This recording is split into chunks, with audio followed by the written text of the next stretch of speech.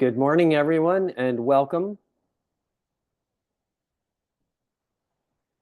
We're just going to pause for about 30 seconds while folks get into the room and get settled.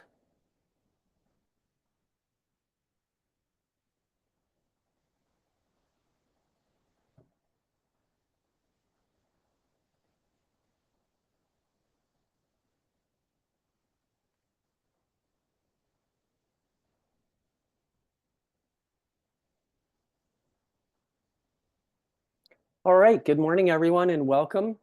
My name is Lawrence Demare. I'm a professional learning consultant with the Ontario Principals Council, and we're really delighted on behalf of my colleagues at CPCO and ADFO. We're really delighted to welcome you here today to do some learning as part of our ongoing series of webinars on developing healthy relationships in a digital world. We're really excited this morning to be presenting part 2 of our 4-part webinar series that's going to explore themes of leaders' approaches to cyberbullying and cyber violence. So welcome. We hope that you're finding a way to stay warm in this wintry weather, and we're really looking forward to today's learning. Before we dive into the webinar proper, we're going to take a moment to get started in a good way. We'd like to acknowledge that we live, work, and derive benefit from being on the traditional and ancestral lands of the Anishinaabe and the Amishkigo peoples, who are really the inherent right holders of these territories. And I think, we need to recognize that as educators, we have a duty to learn, understand, and redress the historic and ongoing impacts of colonialism. Individually and collectively, we have a responsibility to develop our relationships with the land and its original peoples. And we've really been reflecting a lot on that word relationship in all of its sort of the ways that we understand that. And we know that relationships are about reciprocity. It's not about our agendas and what we can extract from the relationship, but indeed respecting the inherent rights of all parties and the dignity of all parties involved in those relationships. So let us just reflect on our own commitments to truth and reconciliation and to rebuilding those relationships as we move through the webinar presentation today.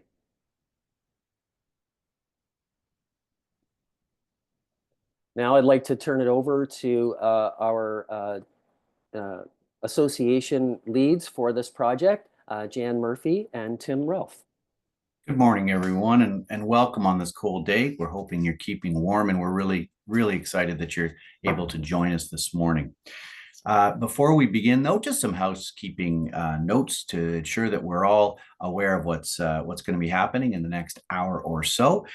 First of all, this will be recorded, so if you have to leave the meeting, or if after the meeting you think, boy, I'd love to share this with my colleagues, we will have copies available on our respective websites, and you'll be able to point people there or go back yourself and watch it again. But be aware, because we're recording, if you participate in some of our discussions today online, you also will be recorded as well. Because there are a small number of us at this workshop today, during our reflection pieces, when we'll be stopping for discussion, and please, we're hoping for some fruitful discussion around the topics today. We have some fantastic experts in the field that I'm very excited to talk to a little bit as well. Please feel free to mute your microphones during that time. But if you have a question, please raise your hand or use the chat, and we'd be glad to address those questions then. Lastly, many of you and us are on social media. Please take a moment in the coming days to share your ideas, key takeaways, and also your feedback to your colleagues. So we really appreciate the numbers we're getting in our registrations, and we're hoping that once people see the resources that are available to them and some of the discussions we're having, more and more will be able to carve out a little time in their busy days to come to these workshops. This project is part of something called the Healthy Relationships in a Digital World project, and is actually a project made up of several key partners: the Catholic Principals Association, ADFO, the OPC, Ontario Principals Council, and as well Victim Services Toronto. It's funded by the Government of Ontario. So we thank all of our partners and our funders, and it's a great opportunity for us to work together as a team. And maybe before we just move to our next slide, I'll give my partner Jan an opportunity to introduce herself. Thanks, Tim. Working very closely with Tim and OPC and Lawrence at this initiative. I represent CPCO, Catholic Principals Council Ontario, and we're very excited about this series. So if we could move forward to our next slide of what our goals are for today, and which is, as Lawrence mentioned, webinar 2 of 4. We're hoping to vicariously share some of the resources that we have. And you'll see momentarily the next slide, a QR code that will get you to what we call the toolkit, where many resources will support the works that our speakers are going to be sharing with you.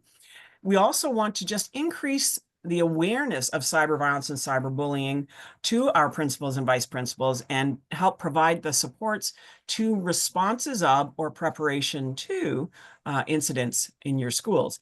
And finally, another goal for this series of webinars is to hear your voice and get feedback. So immediately following the webinar, within a 24-hour period, you'll receive an email, and in that email will be a feedback form. Please take a few moments, it won't take you long, to provide us with your feedback, and then anything that you may want or perhaps need regarding cyber violence and cyberbullying, because this whole project, the number of years that we've had this project going, has been a response to the principal and vice principal needs. So all of the resources that you see when you go into the toolkit were created by and for principals and vice principals in our Ontario schools.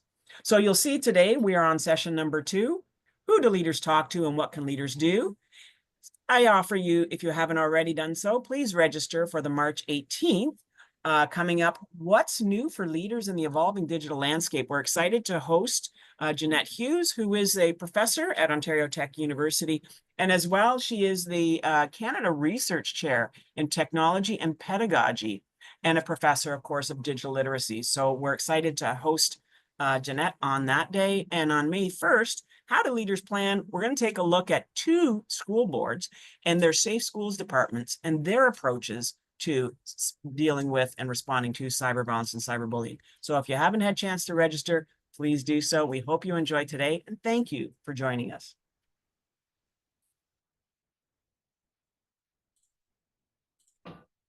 As Jan mentioned, there are a host of resources available to principals and vice principals across Ontario on the topic of cyber violence, cyberbullying. And one of the pieces of feedback we received from our last get-together that we had was, I didn't know that was up there. And that's heartening to hear people are pleased, but at the same time, we know we've got to get the word out there. So 2 QR codes here.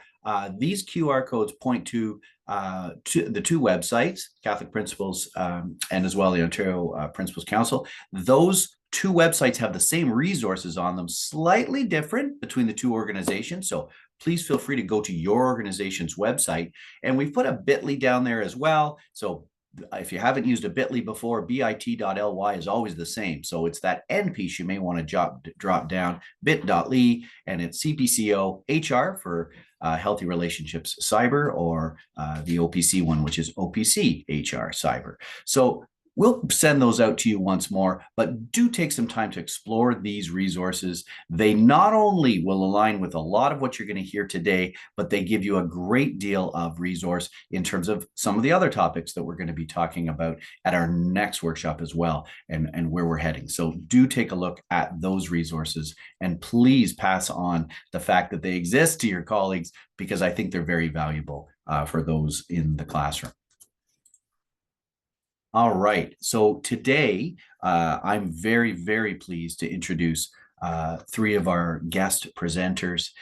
They're joining us from the Durham District School Board, and they're going to be bringing the perspective of how we support one another, how we support our students, and what is the alignment and linkage between mental health and mental wellness and cyberbullying and cyber violence. So with that, I'd like to introduce Stephanie, who's currently the mental health lead for the DDSB, where she works with system leaders in the implementation of the board's strategic plan for health and well-being. Prior to this role, Stephanie has over 20 years experience working in the community and children's mental health. She has held frontline and management positions with her last role prior to moving to the board as a director in a children's mental health center.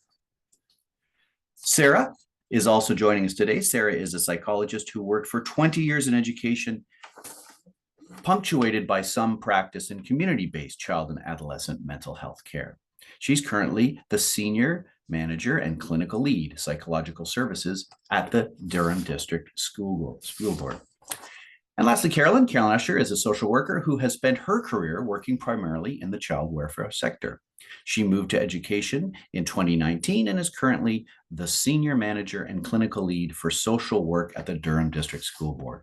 We are thrilled to have these three experts with us today. And our goal today is to not only listen and learn, but also to talk a little bit about some of the issues that face us in our schools as administrators, and to discuss the realities of the complexity of our roles as we navigate supporting the victims, supporting the perpetrators, supporting the parents, supporting the staff who are also dealing with these issues. It is a very challenging role, and we're very aware of that. And because we have three leads who are working directly in the school board sector, they also are aware of that and are going to bring their expertise and on-the-ground knowledge to the fore.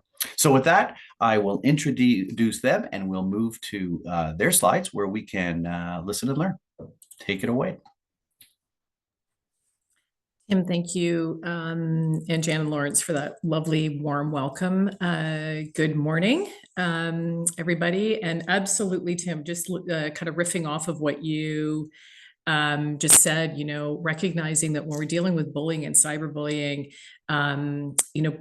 principals at the helm, so much pressure, and there's time management to think about, and the people, and holding all of this gently all at the same time. We recognize you folks have a demanding job that has multiple layers, and I think every day there are probably new aspects that you hadn't thought of.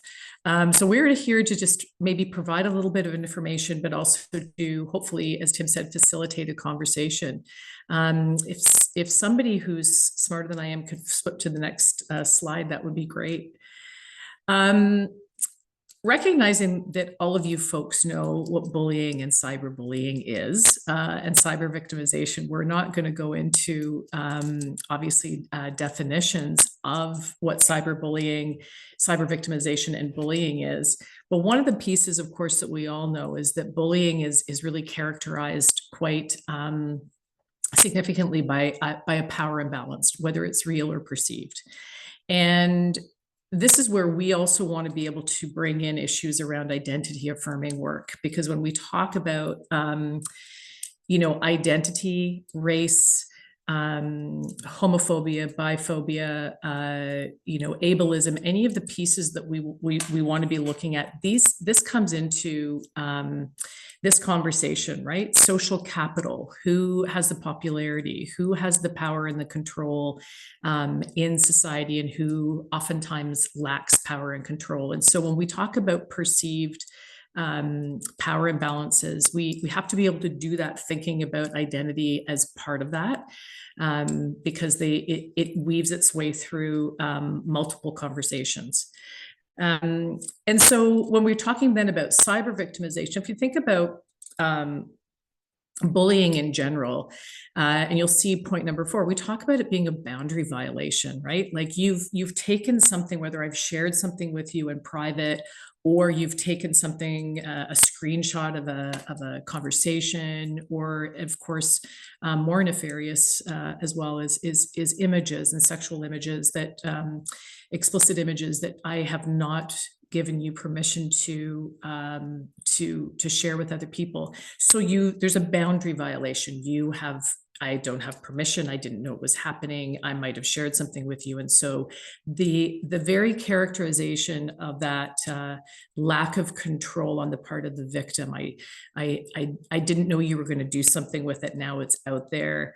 And I don't also know when the next post or the next conversation is going to be out there. And then as well, people who are my friends or who I think are my peers may also be commenting on those posts if they're on social media or whatnot. And so it just adds layers to the lack of control and the boundary violation. And those things together are really important as we walk through this presentation for you, just to be thinking about how those very key parts of what keeps us safe in the world erodes our safety when we're thinking about being in spaces where I don't know who knows the information that's been shared.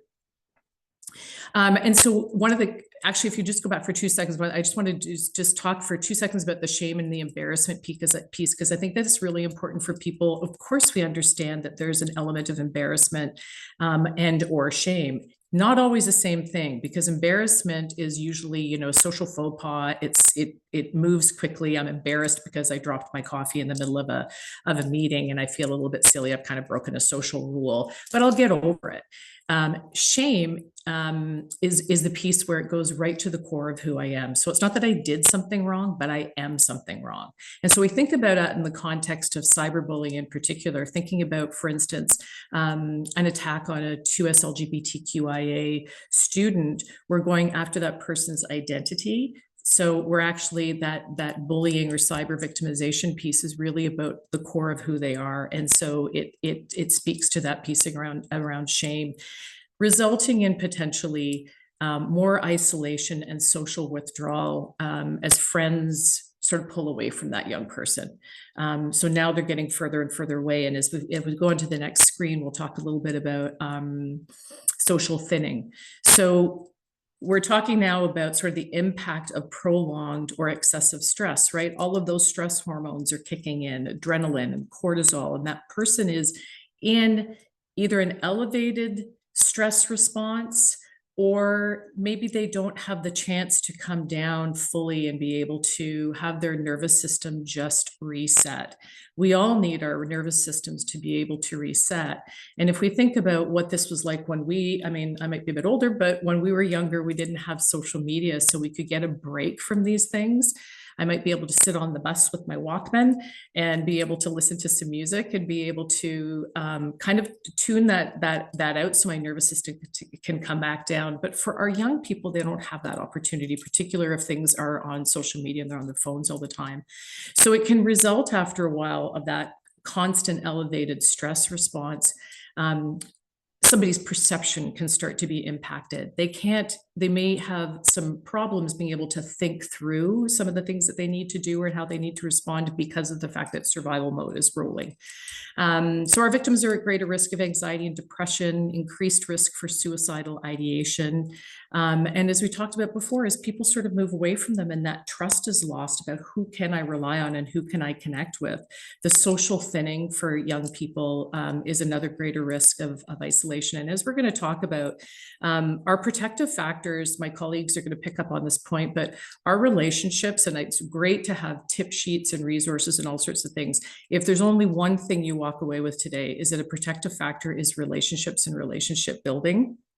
Our ability as adults to support young people to be able to see everybody, including the person who's doing the hurting, to be able to see the medium and the long-term consequences of some of their decisions. As my colleague, Sarah Schlein says, we have to be their frontal lobe advocates. So we have to be able to be that reasoning brain for young people whose brains are not fully formed and they don't have that ability. So us as adults all have a responsibility to help those young people be able to see a little bit further down the road.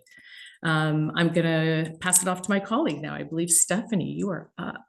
Thanks, Carolyn.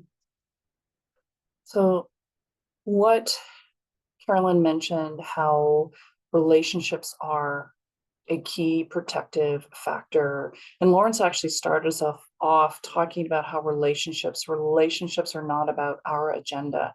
Relationships ensure the respect and dignity of all. And so keeping that in mind as you navigate situation and conversations where individuals involved with cyberbullying, it is totally to be expected and a total human experience to acknowledge that as we navigate these situations that we may have strong feelings about what's happening.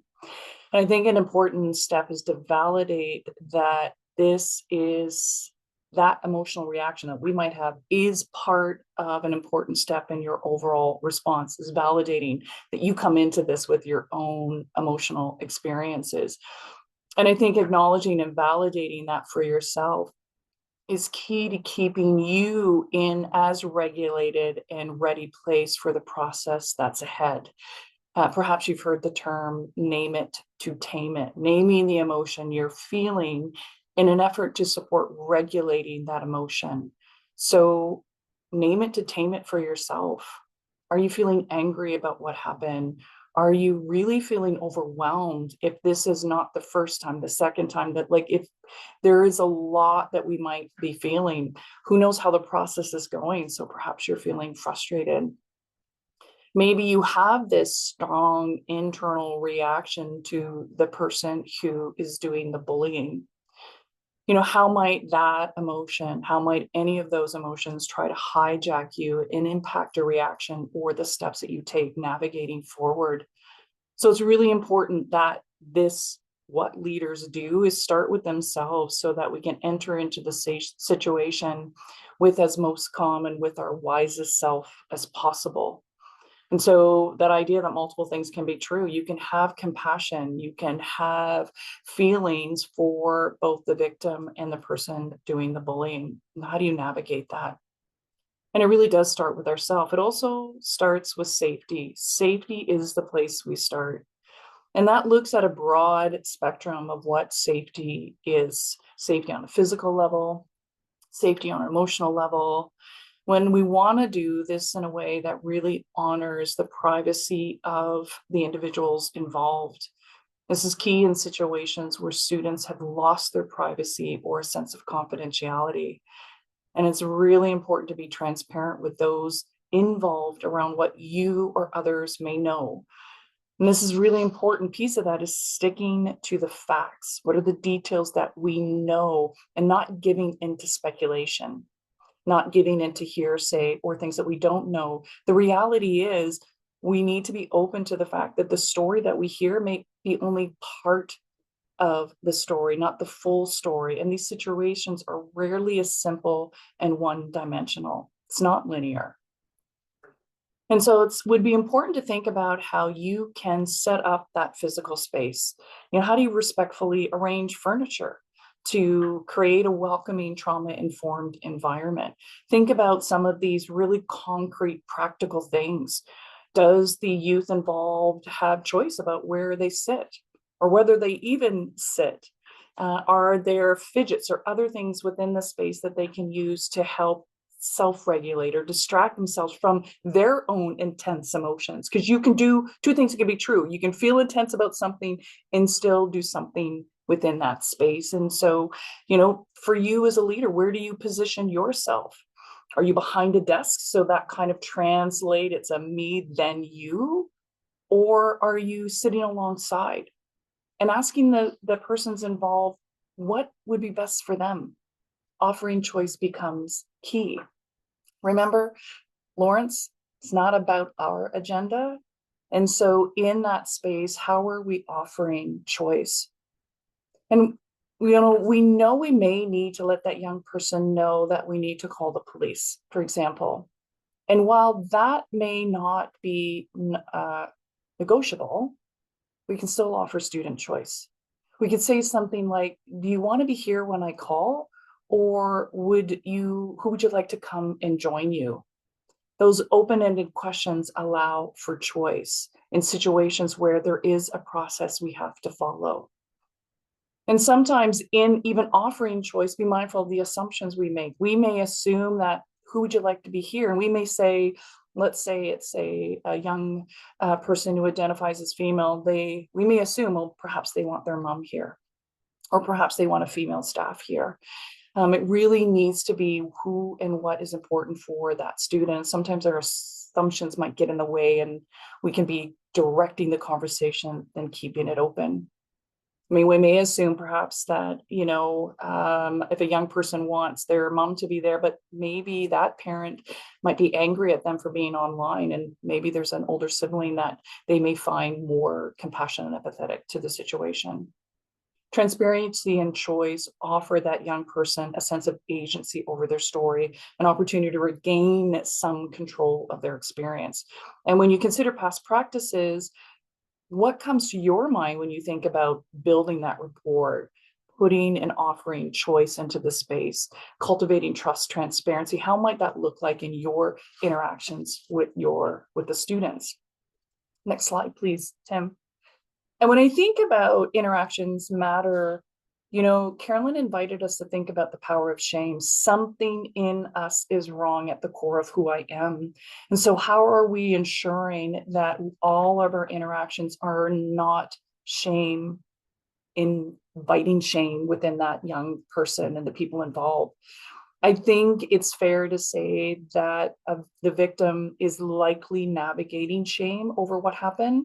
It is the very tactic used in bullying, so it's paramount that our interactions avoid shame. Shame, as Carolyn said, isolates. And shame can be a precursor that impacts help seeking. When a young person feels ashamed or they're afraid to experience shame, they may be less likely to seek and reach out for help. Empathy and validation are key antidotes to shame. Consider saying something like, I can only imagine how embarrassing this might be for you. It makes sense. This is so difficult to talk about. Shame needs us to listen to understand rather than listen to problem solve as our entry point. Therefore, it's important to keep the young person's story front and center while managing their own emotions, respecting the dignity of all. So listening to understand, listening without judgment, avoids questions that start with why, or statements that sound like, you really should. It avoids starting with, let's just focus and get this done. Or you should know better by now. And instead leans into, tell me more about that. How can I support you through this conversation? What and who might help us navigate this together? Would you be willing to? Would a break be helpful? What would feel most helpful to you right now? Consider how this can look like and sound like for all parties in a way that leaves everyone better for the interaction. Think back to your ideas and practice when you were asked about, what do you mean, or what do you think we mean when we talk about building trust in relationships or meaningful choice? These ideas fuel rapport, trust, and choice for students. So I think we want to just pause here for a moment and thinking about how Carolyn set the context and introduced us to bigger concepts and the move towards relationships and interaction, where every interaction truly does matter. And just open the floor for any reflections or comments. How do these ideas resonate with you? How are they sitting with you? What are you hearing that is kind of creating some more questions that we want to open up and put into the space together?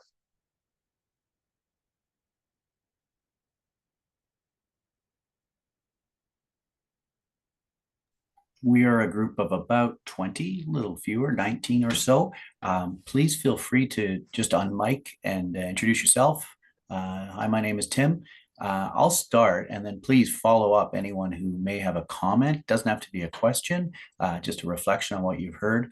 I'm very interested as well in that issue of support, understanding that foundationally we need to absolutely follow the protocols that are set before us for bullying and cyberbullying, and unfortunately and necessarily for any potential sexual misconduct. So for me, I think the space we're navigating as principals is in between investigating and supporting and making sure we're following those protocols at all times, right?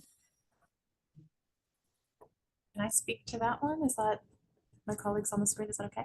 So Tim, that's a really great point. And, you know, one of the things that we find ourselves speaking about a lot with principal colleagues from across the system is really giving yourself permission to slow things down. Slowing down doesn't mean stop. Slowing down doesn't mean I'm not taking this seriously, and slowing down in no way means, you know, I'll get to it, you know, when I get to it.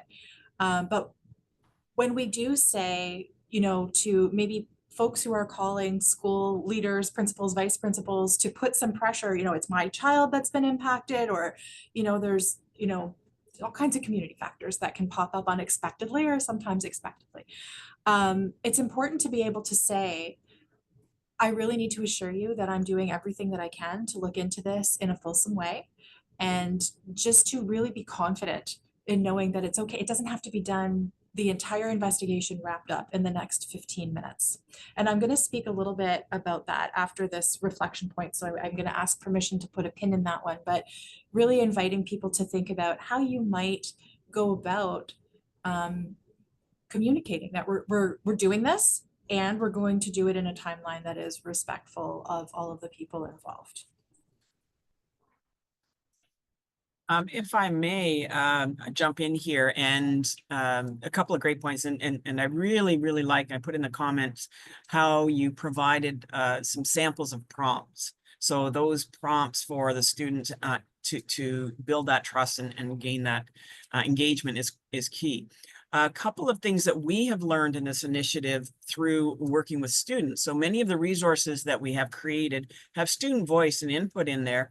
And there are 2 points that the students wanted principals to know is that oftentimes when it comes to cyber violence or cyberbullying, there is that cycle whereby sometimes the bully was once bullied and is now in that role. So it's not as clear cut sometimes to say victim and perpetrator, whereas those who have caused harm often were harmed in prior situations. And the second point that I think is become important for us to understand is the kids have shared with us that oftentimes it's not that first maybe post or item that's put out there that's as harmful as everybody else's responses to it. And the kids scroll through and look at what's been said about that original post, and that can be as harmful. So these complex issues, it's incumbent upon us to dig deeper and engage in those conversations and be aware of where it might go and may surprise us as we develop those prompts and those questions. So thank you for doing that and giving us those thoughts. Can I just add to that, Jan, just to say that if absolutely everything that you just said, brava. I think that the student voice is really important in terms of what they're offering, because it goes back to those pieces around elevated stress levels, right? So if I'm coming into school, and at this point in time, I went to bed last night and there were X number of comments about this. I now have, I don't know how many more, and I don't know perhaps who are all those people. So that lack of control and that lack of the uncertainty of situations drives anxiety up, right? And so we come back to that piece of control, the focusing on really supporting all the participants to be able to have some control over you know, how they participate, when perhaps they participate, how comfortable they feel, who's with them. And I just want to, you know, also acknowledge that a little bit later we will talk about dealing with the person who may be at the center of the cyberbullying, not the victim, but the person who's doing it. Because you raise a really good point, and we discuss it in a little bit, so I won't steal my colleague's thunder, but it's important to remember that that person who's doing that is also potentially trying to find some control in their life. And the person who is currently the victim may also have been part of some of that bullying or some of that power and social control stuff earlier on as well. So even the victim can feel complicit in the whole thing as well, right? So it just adds to the layers of the shame. I'm sure that that's stuff you heard as well. Okay. Where do we go now? Sarah. Yeah, thank you. So we're going to talk a little bit about some things that you might want to keep in mind before you really start your investigative process. So just at that point when things come to your attention, during that process, and then after. We often refer to that as the postvention. And it doesn't mean that things are going to be tied up neatly in a package for you. There might still be some mess, but that's okay. As school leaders, there's many messes that you probably need to deal with. And before we move to the next slide, I want to make sure that we're addressing sort of the first part of the title of this session, which is, who can leaders connect with, or who can they speak to? And we understand that it can actually be a very isolating experience to be a leader as well. It can certainly come with lots of pressure, and there's a lot of wonderful things. And I like to believe that you're all principals because you enjoy principling. And I often say I do not know how to principal, and I have a tremendous amount of respect for people who do. Sometimes in systems there are lots of pressures for leaders, whether you're a principal or you're a mental health lead or you're a social worker or a psychologist or whomever. There's pressure on you to be all things to all people, to know all of the answers all the time, and to know exactly what to do in a neat little way without having to ask anybody, because asking anybody, that might be seen as a sign of weakness. And what we really, really want you to take away from this talk is that it is not at all. We really encourage you to connect with people. They don't even have to be people who are in your like role. It could be others in your building. It could be mental health professionals who may come in and out of your building all the time. We lead teams that try and forge really strong relationships with school leaders and teachers and students and their families. So you actually do have a whole network of folks who are available to you. So please remember that, everybody has different lenses, and everybody brings their own lived experiences to this work as well. So often, we try and work in teams, because stuff that I might not remember to have at the forefront of my mind might be super top of mind for Carolyn or for Stephanie or for Tim or, for, the high school kid that I'm working with or whomever. So just please know that as you're doing this work, even though there is a lot of pressure, timelines can be very difficult to meet. You're working to manage people's pain. That's a lot. So connect.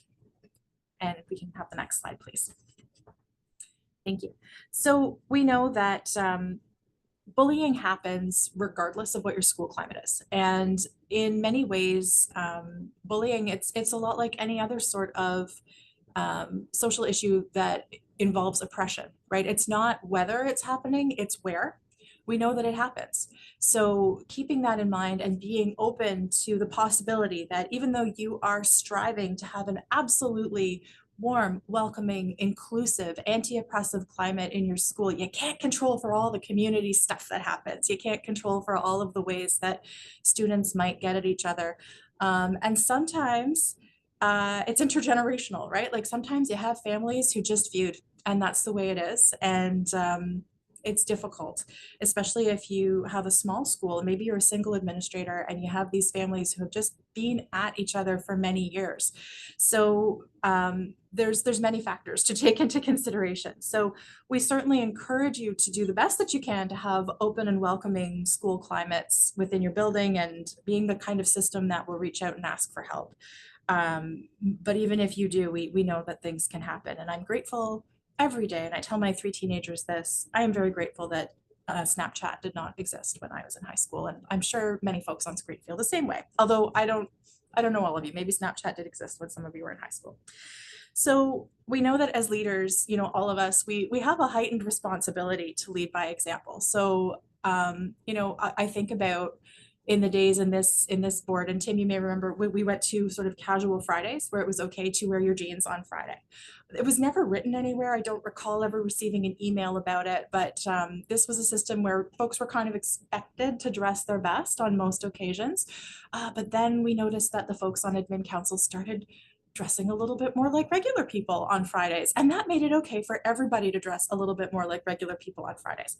So I've just offered you a very, very low stakes example of how, when we look at the folks that are leading our systems, we kind of emulate whether we are aware that we're doing it or whether we are not. So you have a really fantastic opportunity as folks who are leading schools to just model how you approach and how you curiously ask questions and how you are prepared for whatever those answers might be, even though it's difficult. When we think about openness, it's really about making that space to hear the person's story. And that can be very challenging because you actually don't know what they're going to tell you. It might be something that might push on some of your own buttons. It might be something that brings up a really difficult experience that you had professionally. It might be something that brings up something difficult that you experienced personally. But being able, as that leader in that moment, to put those things aside and cast your power aside a little bit to really hear what the person needs you to hear so that you can do what you need to do is quite important. So, part of that is really about checking our biases as well. And I know that we talk a lot in our system about this, and I have no doubt that folks within OPC do as well, with yourselves and with the folks that you're working with and within your schools. I want to be clear that it's not just something you do before. It's something that we have to do always, especially for those of us who walk the world with different privilege in different spaces. And I would argue that as school leaders, even though you may have other intersections of your identity that are oppressed even within our own system, as the principal, you do have the power in the building. So being able to understand that and be able to use that or not use it when you need to is quite important. Stephanie spoke a lot about transparency, so I'm not going to rehash that all, but we really do invite you to think about, what can you tell the person that you're speaking to? So whether it's the person who's been impacted by this specific incident, or it's the person who did the impacting, or it's a witness who may also have had impact because maybe they did nothing, or maybe they spoke up. There's lots of people that could be involved in this. So being able to help those, for the most part, they're probably going to be young people, but again, I'm also very aware that it might be caregivers that you're working with. Helping them understand what their choices are. I think about a situation last week where one parent got very upset because their child was hurt by another child, and they decided they were going to storm the Bastille, and they were going to come down to the board office, and they were going to make sure that the director heard their story. Cool, that's a choice that they can make. That's an adult who is, able to do those things. But having that conversation to say, okay, so I hear you saying that this is something that you want to do. Can we have a conversation about what the potential pros and cons of doing that might be? So Carolyn said that I talk about being somebody's frontal lobe alternate, and it is an important job. We're not telling people what to do. That's not our role, but we can help people understand, okay, so cool, you're going to go down to the board office. What are your expectations? Who do you think you're going to be able to speak with? What do you think will be the outcomes? So it might not change that person's mind about what they want to do, but it might help them think in a different way about what might happen next. And the same is true for offering choices. So we can go to the next slide, please. So let's talk about during. So again, I'm going to make the assumption that you can read over the slide, and I know they'll be available, but 2 points that I would really like to make about what happens during the time that you're investigating is thinking about readiness. So there's many ways that a young person might demonstrate to us that they're ready to have a conversation. Sometimes there is an assumption that means they're sitting quietly, or they are looking like physically like they're calm. I would really invite you to think about, you could probably have a really meaningful conversation with somebody who's been impacted by something, even if they're up and pacing, or they're under your desk, or you're shooting hoops with them. There's many different ways that we can have conversations. When we talk about calm, as leaders, we don't always get to decide what's calm for somebody else. So allowing that person to decide what readiness to have a conversation means for them and honoring that. We have many, many students who have lots of different aspects of their identity and their personalities. We have many students who are neurodivergent, right? Is this a student who might use alternative and augmentative communication either because they need it or because that's their choice when they're feeling overwhelmed? So is that available in that moment? Would you allow a student to draw out for you what happened instead of saying the words because they're so overcome or it's not something that's accessible to them in that moment? So really honoring who that student is trauma-informed practice. And we love that. We very much encourage that. We can go to the next slide. I think the other points have been covered. Thank you. And then finally, what we're really talking about doing during your investigation is just being really clear within yourself about why you're doing what you're doing. So why is it that you want to interview person X versus person Y? The order in which you're doing it, how you're setting those up.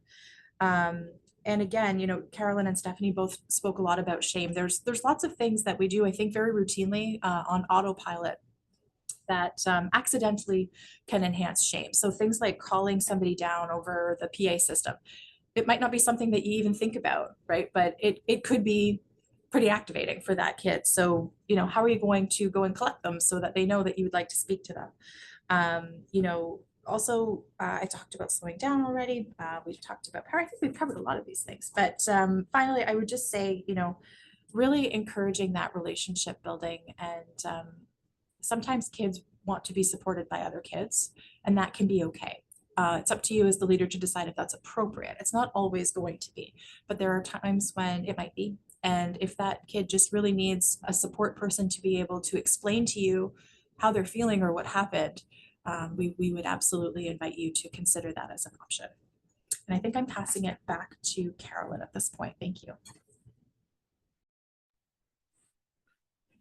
Thanks. Yeah. So thank you, Sarah and Stephanie. Great, great stuff. I think it's important to talk about the importance of, we talked about power, right? After this whole thing has settled down and maybe we're days or weeks afterwards, we need to recognize that we as adults can't redistribute to the balance of power. That is really up to the participants. And it's up to the participants in a number of ways. But if you think about being the person who, for lack of better words, might be the victim, that process of regaining some of that control is really an important piece of this, the resolution to a certain extent of the situation. And so those kids, those young people, they need to sort of sort some of that stuff out, as well as the peer group. So I think that we like to sometimes offer structures to help do that, but sometimes we inadvertently replicate the very dynamics that were part of what happened in the first place. So some power imbalances are just insurmountable. That's just the way it is. Adults need to ensure that we're not replicating those through the process. Early on, perhaps the timing might be off to start talking about resolution processes where the young person may be saying, I'm not even ready to be in the room with these people. I'm not ready to have the conversation.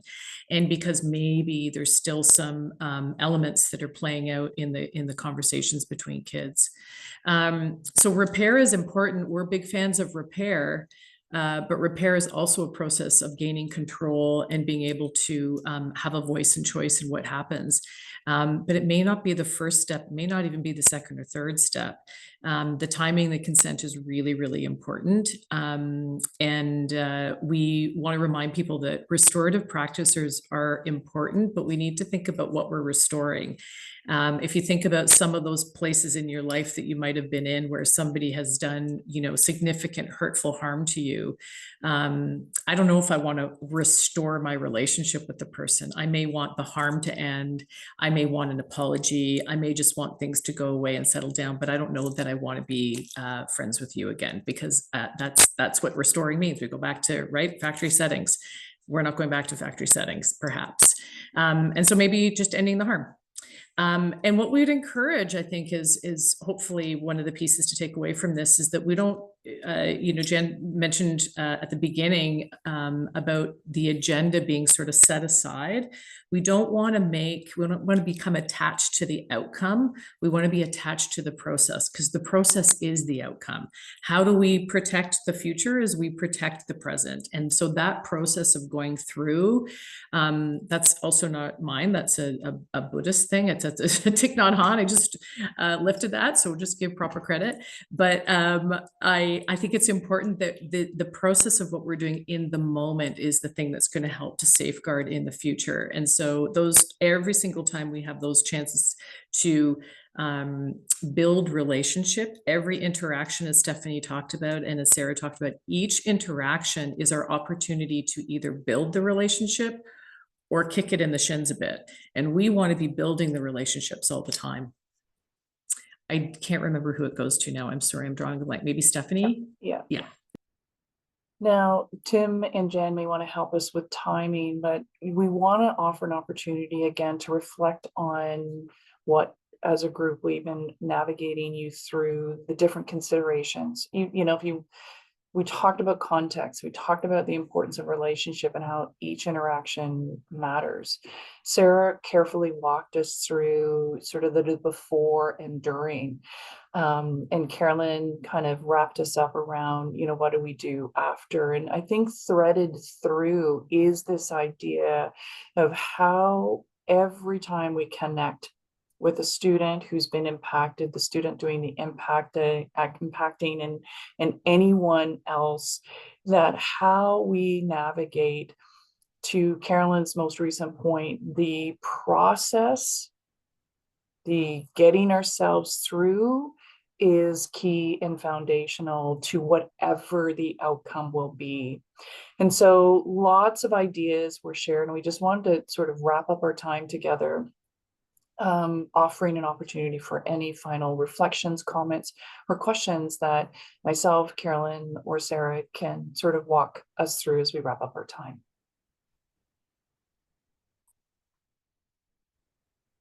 If there are any responses, feel free to unmute. And Dolly, thank you for your comment in the chat. I like the reflection on restorative practices and the fact that sometimes the person will not want the relationship to be restored. Yeah, I think as listening and then sitting and thinking of myself as sitting in the office and dealing with these types of issues, I'm always struck by the teacher, not always all teachers, of course, but I'm struck by the teacher or a teacher who comes into the problem with the outcome question first. So the child arrives, the problem is out, and the teacher says, so they'll be suspended, correct? Or the parent who goes right to outcome. What happens now? And I'm still reflecting on that issue. I really like the direction of focusing on the process rather than the outcome, because the outcome is unknown. So I appreciate that. I think that's one of the toughest parts of being in that office, for sure.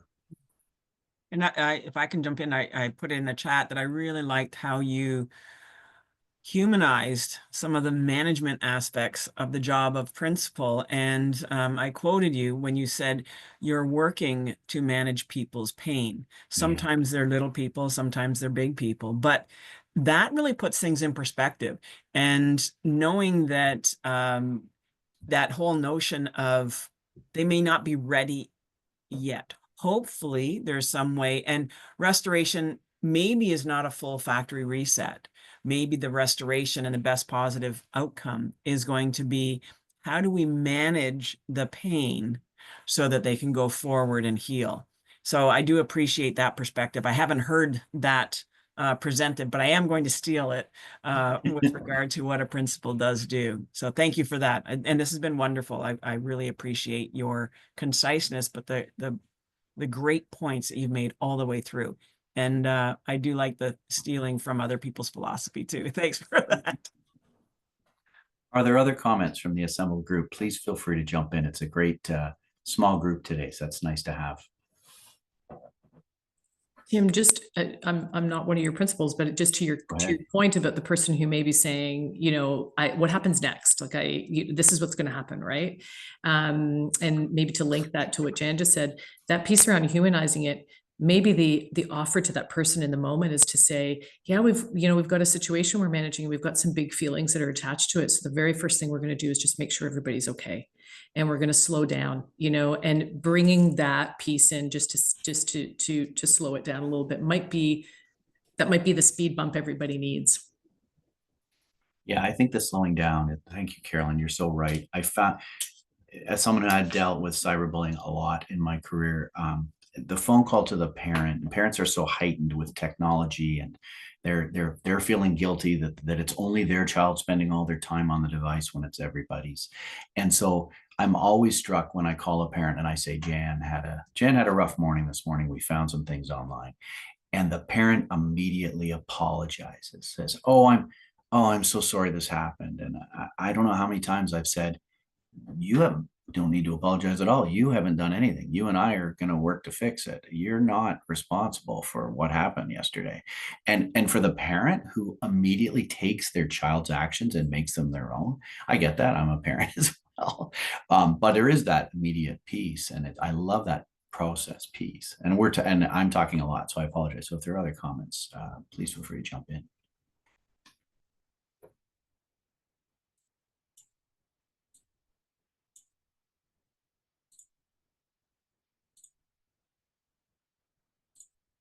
Okay, well, we are almost exactly on time. So that is a credit to these three people. And I appreciate that a great deal. Nadia, thank you for your comment. For those of you who are not following in the chat, I like the reminder to take the time needed to slow down, focus on process and not outcome. I let families know from the outset that this is complex, require time, but I check in with them as is appropriate during the process. Some of these complex cases involved online, involve other schools as well. So true. And take time. If you're a single admin, you also have other issues that arise during the attention. Nadia, 100% agree. And who hasn't looked at the clock when the problem arrives in your office? Because it's always 20 to 3. And you literally are thinking, what can I accomplish before the bus? And so that's a reality of our role. So Nadia, again, we're lifting the responsibility that this may not be solved today. We're the only profession that has to solve the problem before buses leave. And so that, I think we need to keep releasing the responsibility and focus on process as professionals and making sure we're following that protocol, right? Thank you, Lisa. I hope I'm saying your name correctly. Thank you. Listen, thank you everyone for attending today. I really appreciate these opportunities. I am very excited about next as well. The next one that's coming up is around AI and how that's impacting our world. So that sounds very exciting. Carolyn, Sarah, Stephanie, you are welcome to join us as well and sit in. So I know how busy you are. I'd like to thank you three and for all of your efforts in putting this together and sharing your wisdom with us. I love all of your comments around just being an administrator. Sarah, thank you for your comments specifically around that. It's much appreciated. It can be a lonely job. Please join us on March 18th. Register now. Talk to your peeps, email, say, hey, you should come to this too if you can. And I realize how hard it is to close the door and carve out time for these things, but let them know it'll be online as well. Session 4 is on May 1st as well. Jan, I think we're up to you. Thank you. And just wanted to let you know that there is our contact information. And I know that Victim Services, they were involved heavily in our first session, and they're always there to support you. And if you do need support from Victim Services, you'll see Victim Services Toronto, which is a partner in this initiative. But if you go to your respective website, you'll see that we have linked Victim Services to all of the boards, and supports are there. So look for that spreadsheet and reach out if you need any further support. And if you need to reach out to us, you'll see the information there. It's been a pleasure.